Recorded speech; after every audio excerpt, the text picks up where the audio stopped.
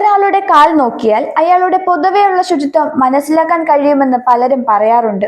അതൊരു സത്യവുമാണ്.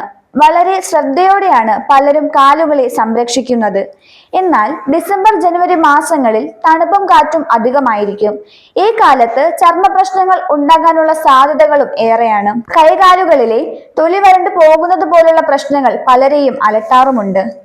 അതിൽ കൂടുതലായും കാണുന്ന ഒന്നാണ് കാൽപാദങ്ങൾ വരണ്ടു പൊട്ടുന്നത്. അത് വലിയ തോതിൽ ബാധിക്കുന്നവരുമുണ്ട്.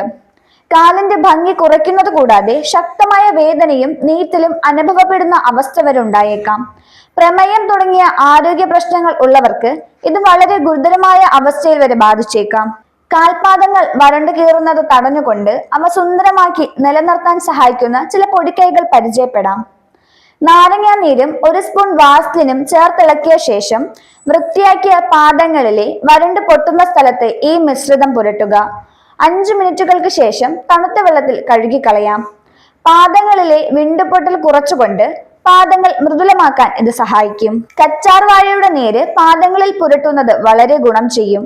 ഇത് പുരട്ടി 20 മിനിറ്റിന് ശേഷം ചെറു ചൂടുവെള്ളത്തിൽ കഴുകിക്കളയാം.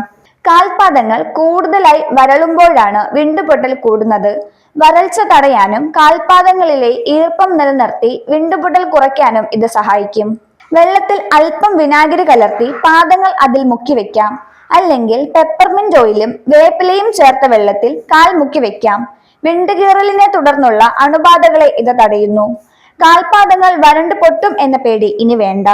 ഈ പൊടിക്കൈകൾ പരീക്ഷിച്ചുകൊണ്ട് കാൽപാദങ്ങളെ സുന്ദരവും ആരോഗ്യമുള്ളതുമാക്കി നിലനിർത്താൻ കഴിയുന്നതാണ്.